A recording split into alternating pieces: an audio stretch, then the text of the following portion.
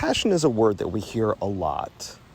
We hear to be compassionate to your fellow human beings in your life, your family and your friends, and compassionate to those that are not as fortunate, and compassionate to the world when we recycle and when we do good deeds. And compassion seems to just always be a prevalent theme in our lives, and things that we are taught and things we're taught by our parents to be compassionate. But what does that really mean, compassion? I mean, I think it's easy. Like if you see somebody that's suffering and you can ease their suffering, that's compassionate. And if you see a friend that is having a bad day and you lend an ear to them, that's compassionate.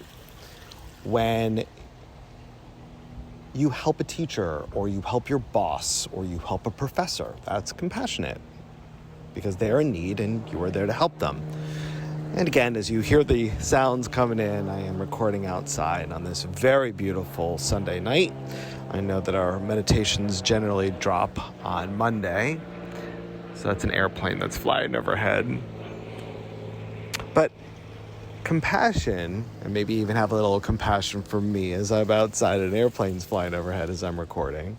But compassion seems to always come up in our day at least once. But there's one person that we generally do not show compassion for. And I know you guys are thinking to yourself, no, I show compassion to everybody. I may have been mean to somebody, but I apologized. Or, if I was mean to somebody, I didn't do it again. And we always make excuses. We're all good people. And you know what? We are good people. We are wonderful people. We are. And deep in our hearts, we're really good people. And we have to acknowledge that. But there's one person that we're not good to generally. There's one person that we don't show a lot of compassion to, generally. And yes, I'm sure that so many of you that are listening to this already know where I'm going with this. When was the last time we showed compassion to ourselves? And this might be a running theme for those that do listen to our meditations as they come out on Mondays. We have been looking at being kind to oneself. We've been looking at the idea of loneliness, and we've been looking at the idea of using imagination to improve our lives and to kind of set our intention. But as I was reflecting over some of the things that we've been looking at, it really caught my attention that to make things happen, to be less lonely as we look to ourselves as our best friend, to use our imagination to set our intention for things that we want to change in our lives, none of it really takes effect unless we can actually show compassion to ourselves. We are very hard on ourselves. And what's interesting is when I was growing up, the idea of I'm my own worst, judge, or I'm harder on me than others are, was a symbol of pride. And I know that for myself, I'm probably most guilty of this. I remember that when I was growing up, school was very important to me. And I'm not just saying that because I'm a teacher, but it really was very important to me. And for the most part, I liked school. But I studied really hard. Education did not come easy to me. I had to fight for every grade that I had. And I remember being very proud of the fact that I was harder on me than my parents ever could. If I got a B or a C, or God forbid a D or an F, I was really hard on myself. My parents didn't have to do anything. My parents never even threatened to ground me if I got a bad grade, because I was harder on me than they ever could be. And I wore that as a badge of honor. And I know many students that do that to this day. And I know many adults that do that to this day when it comes to the fact that they're harder on themselves than anybody could be. And we walk around proud of that. But is, for myself, that something to be proud of? I question that. And I question that because we are proud of that, but not necessarily for the right reasons or the right energy or the right intent or the right purpose. We are proud of that because we're hard on ourselves. But could we get to the same results with more compassion for ourselves? If I get a B or a C on a math test, do I need to be hard on myself? Or can I be compassionate on myself for the fact of this may not have been my best day, or I just didn't really get the subject matter very well, or math just isn't my thing and I know I need to work hard at it, but I'm going to celebrate the fact that I got the grade that I did because I put in the work. Or as an adult, if I am writing a report, or if I'm making a presentation, it didn't really go well. And I do a lot of public speaking. And sometimes my speeches are not as good as I would like. How do I handle myself after that? Do I give myself a pat on the back and say, well, at least you got up there? Or do I say, man, that stunk? How many times have we said that about something that we've done? Man, that stunk. Now, some of you might be like, well, we shouldn't sit here and give ourselves pats on the back if we do a bad job. No, I'm not saying that. And it's compassionate doesn't mean that we just are, okay, everything we do is perfect. No, that's not compassion. But compassion can look at, for instance, if I'm giving a speech and I come back, I'm like, that speech didn't go the way I intended. Okay, cool. Maybe I didn't prep for it as well as I should. Now, how do I deal with that? Do I beat myself up and say, it just shows what an awful speaker you are, and it shows what a bad human you are, and you're just bad. I can't believe you didn't prep the way you should.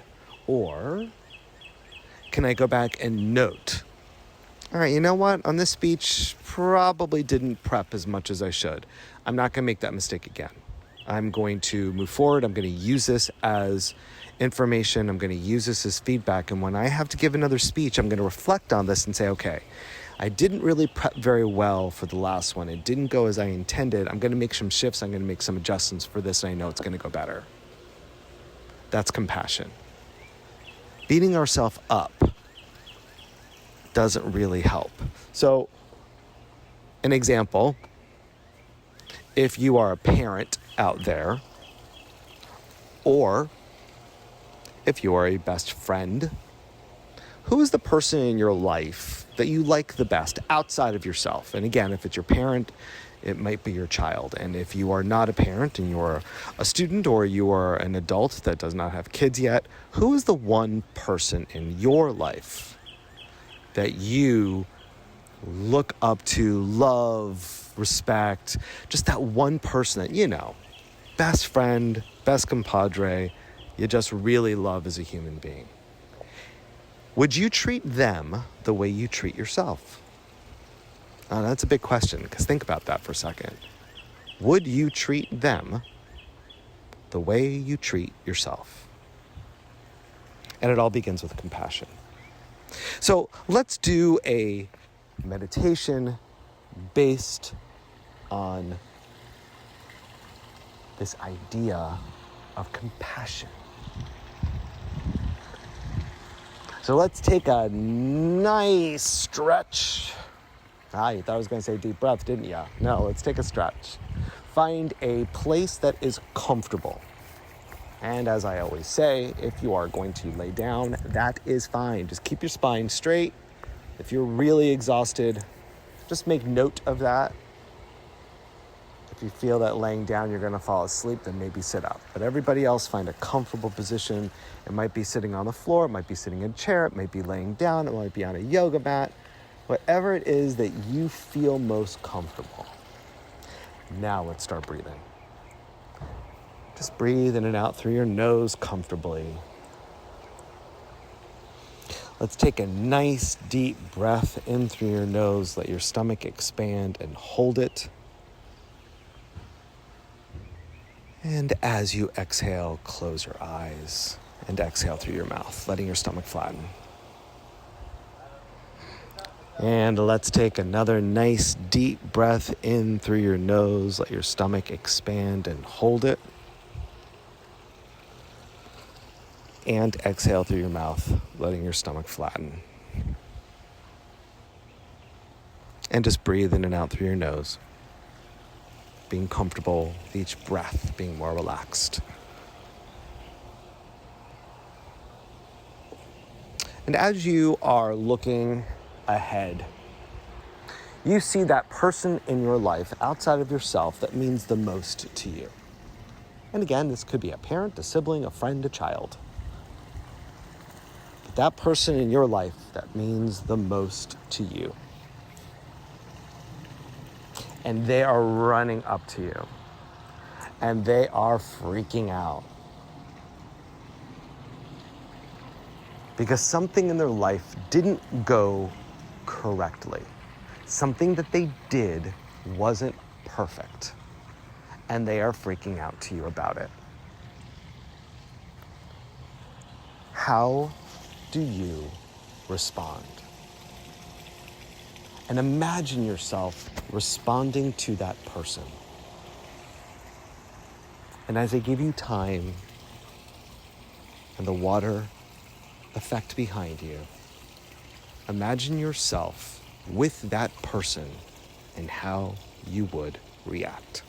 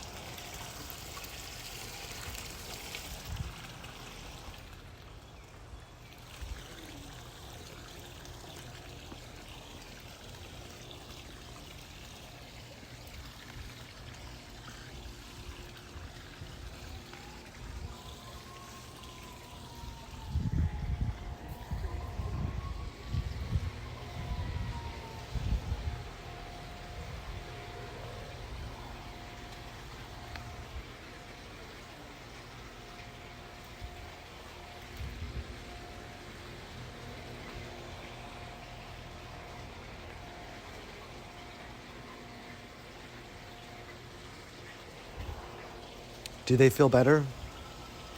Was your first instinct with your friend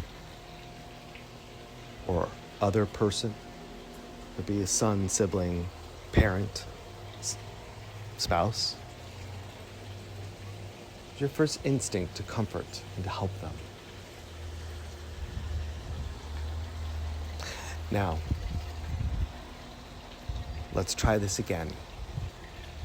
And I want you to think about a time in your life where you didn't do the best at something.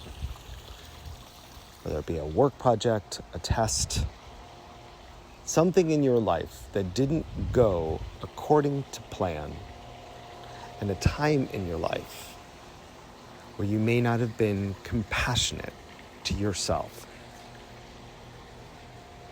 Remember that. How did you react to you? And picture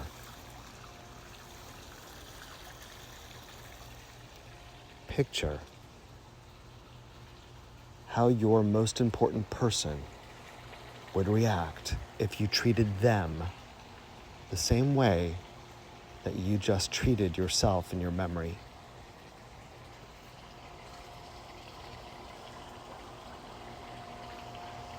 Now, I want you to take that same memory and imagine giving yourself the same advice, love, attention, space that you gave to your friend.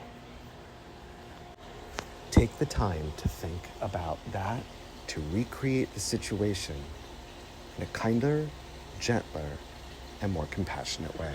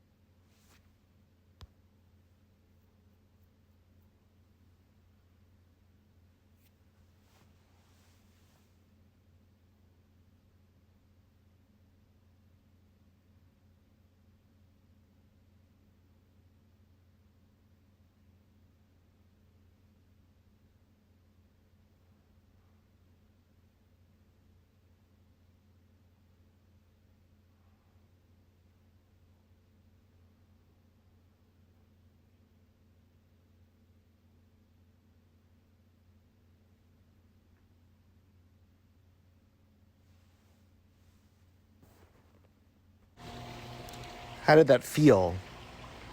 To treat yourself differently, to treat yourself as you did to that person that's the most important person in your life. Can you feel the difference? Now imagine if every day we treated ourselves the way we treat the most important person in our life. Now think about being your own best friend, as we've been looking at to combat loneliness. Now think about how deep our imagination can bring us when we're setting an intention about something we want in our lives. When we show compassion for ourselves, the end results are limitless. So keep breathing normally, in and out through your nose. Let's take a nice deep breath in through your nose. Let your stomach expand and hold it. And exhale through your mouth, letting your stomach flatten. And as you continue to breathe, wiggle your fingers and wiggle your toes, and gently, with each breath, you're becoming more and more fully present into your physical body, more and more grounded, more and more awake. So that when it's time to open your eyes, you'll be ready to face the day with love and joy and intention. And if this is something where you're doing prior to bed, you'll be ready for the best night's sleep with incredible dreams and incredible vibration. As you continue to breathe, and when you're ready, gently open your eyes and compassionately welcome back.